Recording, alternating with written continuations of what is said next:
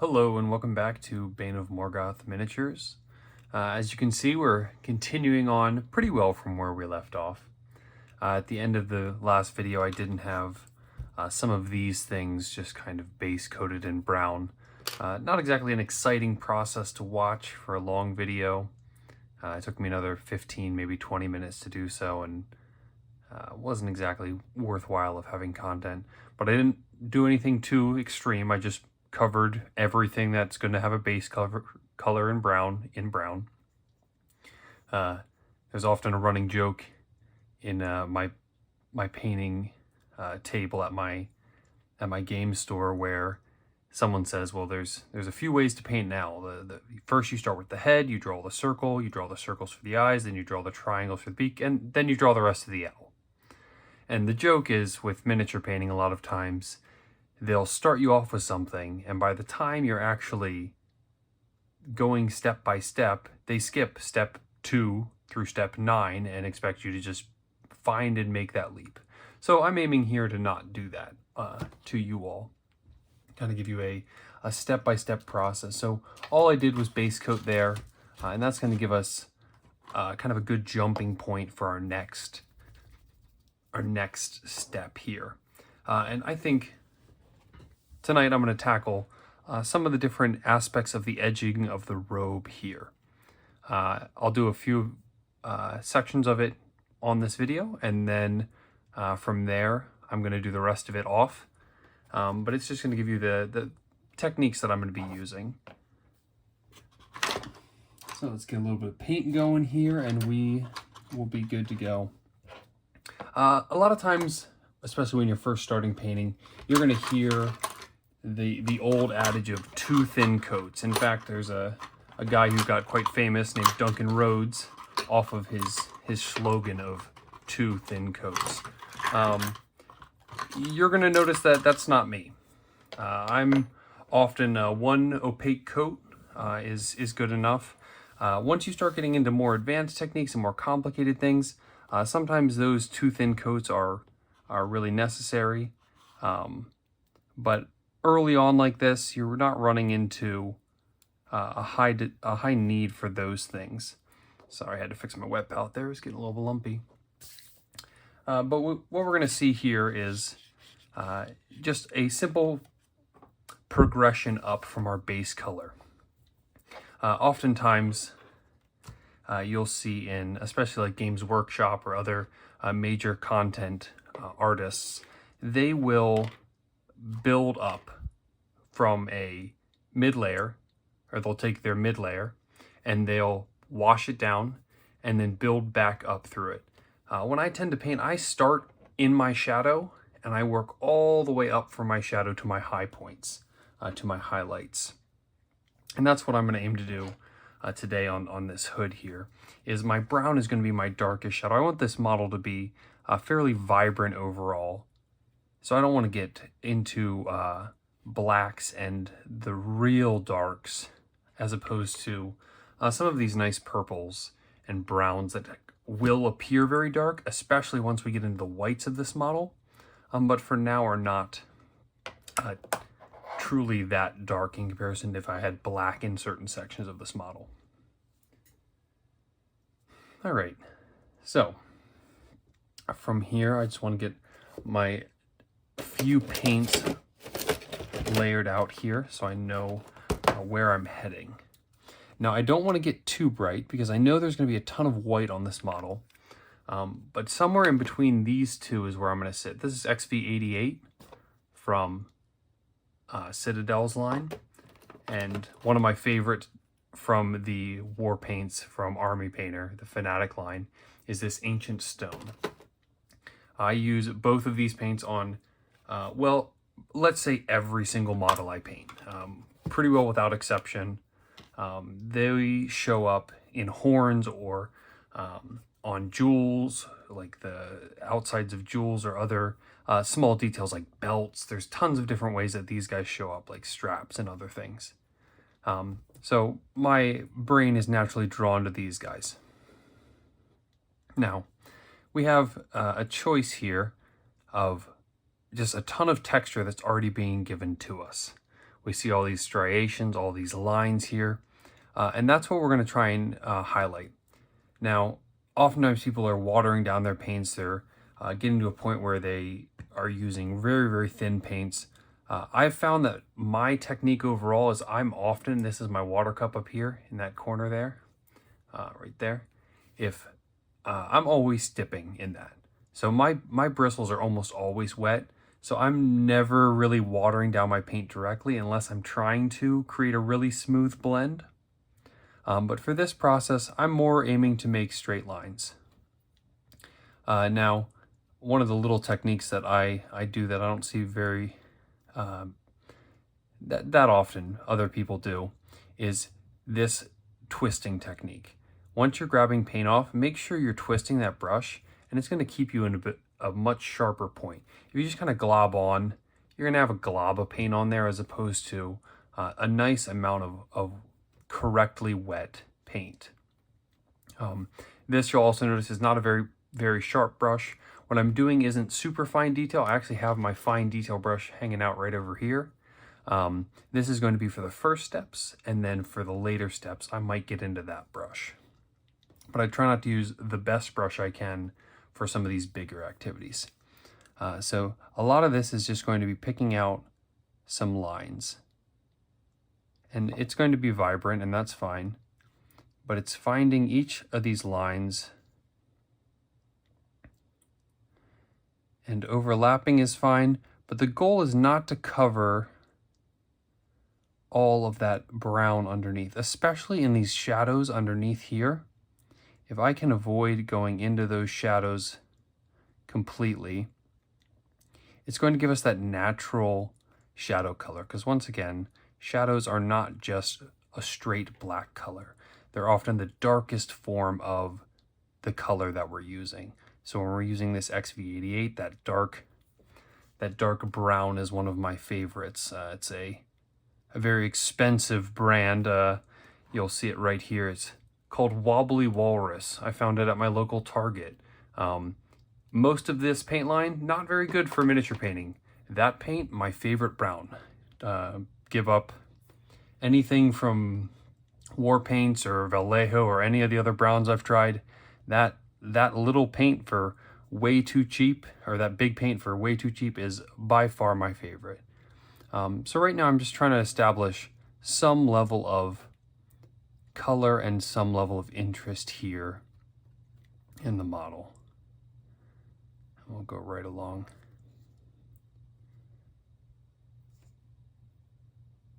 And I apologize if I sound out of breath. It's a bit of allergy season, and it keeps catching me at odd times. So how they say, the show must go on, though. So I'm happy to be here kind of talking over some portions of this.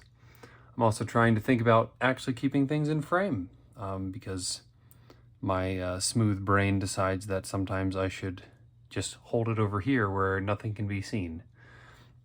And that is certainly not the intent of a video, unless you like just listening to my voice, in which case some of the portions of this video, or last video especially, will be great for you. But for now, we're just kind of making sure. And if we ever lose, you see how we're kind of getting splayed there on this brush? Maybe it's a bit hard to see here. Getting that splay. Just dip it right back in that water. Draw here. You can also take a paper towel, which I'm always so prepared. And maybe one day I'll get my act together and be a little more prepared before I start recording, but today's not that day. Just trying to get that point back to where we want it. And then we can just go right back into it. Our brush is already damp. This section of paint on the wet palette is also in a good spot. But my main goal is just to break up some of that dark brown. I don't want everywhere to be this XV88, but I also don't want the whole thing to be that dark brown either. I want some variety throughout this.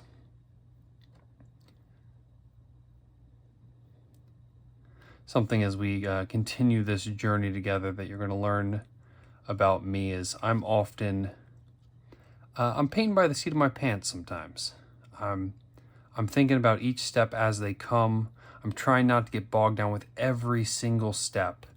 And there's something very freeing about that course of action. To not have to have everything laid out before you is quite nice, especially for me who likes it a little more fast and loose, as it were. There's some freedom in saying, well, I know the frills here, all this fur edging, all that's going to be a mixture of these colors with this brown. But is this gem green? Is that gem red? To draw some warm into this cold model? Is it purple to maybe give some pinks and some fun to that? Is it rainbow? I don't know. Maybe it's a vibrant white gem. But when we get to that, and who knows, 2 more, 3 more videos, it could be anything. I could be orange by the time I get there. But it's going to have to do with the composition of the overall model and saying, you know, I wonder if this color is going to be the right color. And there's a chance that we paint it and we go, you know what, that's not it. And I think it's important that we give ourselves the freedom to say, you know, I thought it was, but that's not it. I've been told that I tend to have a good eye for the next step, and my brain kind of works naturally there. And some people that I teach, that's something they struggle a lot with. They say, how do you know what that next color is going to be? And I think there's two main ways to do it. One is you can interact with something like a color wheel. So I know this is some cheapo free color wheel I got from Eldritch Foundry at a PAX Unlimited. It was kind of a gaming showcase. We can start looking at where this color, like where on this wheel we really are. If we want to stay cool on this whole model, I need to not get over here too much. Like once I start getting into red, I'm starting to get into warms. This green is starting to get warm. But if I'm in this cool nature over here, eventually I can move, and maybe it's a bright teal gem. And that would really pick out compared to all these darker blues and purples that we have going on here. But even like a bright pink gem would also show. So it depends on where I want to be on the wheel. If I want to get, way out there, it could be a bright orange gem. And that's exact opposites. I mean, you're looking at different types of harmonies and things. There's complexity that goes into this, but it doesn't always have to be complex. So once we've established just like a moderate line here, and I'm not trying to be overly neat about every aspect of it, because if you look at fur and if you look at many different natural forms of things, you're not going to see perfect symmetry and perfect patterning. You're going to often see kind of what appears to be random. And our goal here is to not have to be so structured and have to make sure we think everything is perfect, every hair is in place, because the world has randomness in it. The world has things that are not perfectly patterned, and that's something that's visually appealing. If you think of like the spots on a turtle or the different patterning of a tiger, it has stripes, but they're not perfectly in line stripes like a jail cell bar. They're move and they contour and they curve to the animal's shape. And in the same way, this little hood thing going on here, like these extra patches of brown over here as we start getting lower on the model, some of those dark recesses we'll find are something that adds, not something that detracts. Now my first step is always to dip and get a little bit of water on. I'm switching over to my much more pointed brush, and we'll see here the difference between the two, if you can, just the level of pointiness. It's really going to give me that next step of accuracy. And what I want to do here is make some sort of connection here, some sort of 50-50. If you are using a metal tool like this on a wet palette, be very careful not to press in. You will cut right through that parchment paper. I'm using the smooth end of it to just give me some mixing ability without risking it. When I first started, I've only been using a wet palette for a little while now, So even tips and tricks that people come up with, I'd love to hear them as well. You can learn something from anyone is a good principle. If any tips or tricks come up, I would be happy to attempt to employ or think through those things as well. But as we mix that next brighter color, I want to be a little more selective. I want to start aiming to draw hairs as opposed to sections of hairs. And that takes a steady hand and some patience. Oftentimes you can rush through things, and if you get too ahead of yourself and start using the body of your brush instead of the tip of your brush, you're going to find yourself in having really blotchy work, and that correct paint consistency and the point and the sharpness of your brush, when they come together in a connection, you can make some really intricate works and some very beautiful things that you couldn't do otherwise. Right now it doesn't look like much is picking up, but it will build up as we go. Especially some of the spots that our eyes are drawn to more often. Those spots will continue to build up as the opacity or the thickness of the paint is applied multiple times. When I first started painting, a lot of my problems came from wanting to rush through every step. I gotta make sure this is this color and then this is this color, and each time I was pushing, and instead of just giving the process a little bit of time and maybe a coat or two more than I was expecting it to, I'd find myself, painting off screen just like that, but I'd find myself losing some of those very fine details because I was more interested in the speed of the progress rather than some accuracy. But now we're starting to get some of those different layers and some of that different brightness in the model. And the higher up on the model I get, I want to make sure that it's more bright, higher, because standard for models is that your light is coming from an upward surface towards the face. So that means the top of this ridge is really going to get a lot of brightness that the rest of this is not going to get.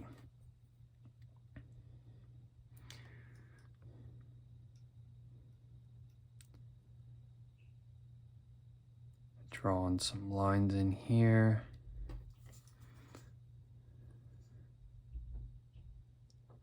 And we might even get to the point that we touch just a little into this straight ancient stone there. And if we do, highlights you have to be sparing, because if you create highlights and then all of a sudden your highlights are 20% of your model or 20% of the surface you're trying to highlight, it starts to lean away from being a highlight itself and lean further and further into being the middle tone. Or oftentimes the middle tone is what our eyes decide the actual color is. Right now we still have a very sandy color going into this, which is good. These two colors is what I want people to read the color as. At this point, we're no longer reading it as this brown. We've moved past that, at least visually for me, maybe not through our fair camera here. Let's see if we can get it over there in the light a little better. We're starting to get way away from this brown, which is good. But underneath, there's still some tones of that brown to create our free kind of shadow work.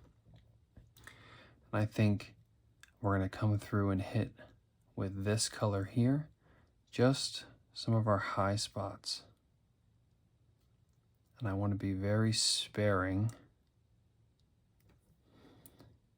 because I want to use this color to draw our attention upward, because we are going to, as viewers of art, naturally look at the brightest portion on a model quickly because our eyes are drawn to bright. Now you can use that quite interestingly. You can draw attention low and then slowly it builds as you look upward into a model. But oftentimes The two major things people are going to be focused on in your model are the face and the weapon. And both of those things should have a high level of brightness to them, because that will, one, both be interesting.